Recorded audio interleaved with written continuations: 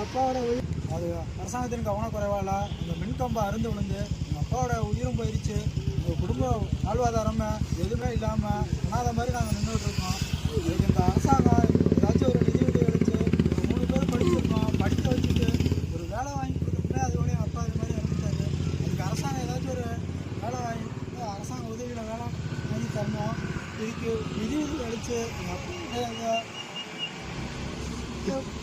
என் அப்பாவுடைய ஆசை